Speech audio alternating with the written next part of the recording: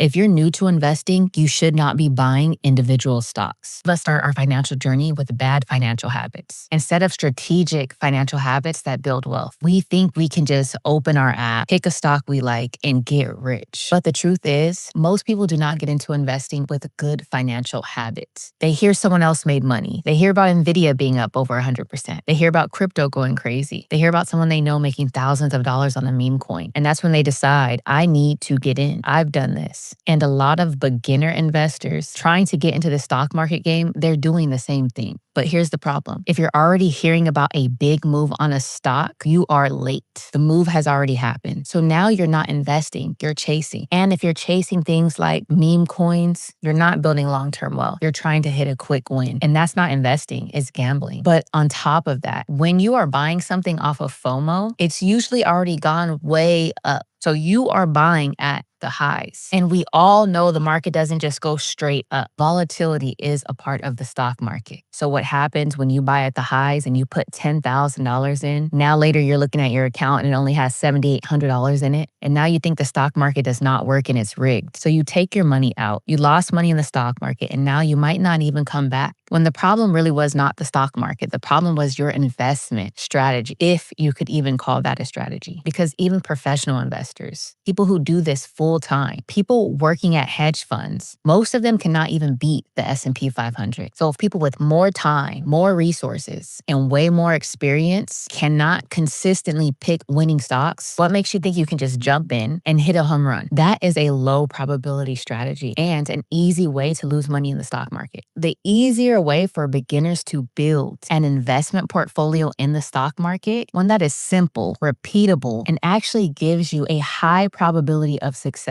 and the ability to actually make money in your stock account, is just to buy low-cost ETFs. If you do not know what that is, an ETF is basically one investment. It's similar to a stock, but when you buy it, you're actually buying multiple companies inside of it. I like to think of it like a variety pack. You could go buy one big bag of chips, or you could buy the big variety pack that has many different types of chips in it. That's kind of how an ETF works. You're getting one item, one package with a bunch of things within it. So one of the most popular ETFs is the S&P 500. When you buy one share of it, you're getting exposure to hundreds of the top companies in the US market. And the top companies in the S&P 500 include Apple, Microsoft, Nvidia, Tesla, Amazon, and each of them makes up a different percentage of the ETF. So to make this really simple, if you were to put $1,000 into the S&P 500, about $75 of that is going into Nvidia. Around $60 would be allocated to Apple, about $50 into Microsoft, around $40 into Amazon, and about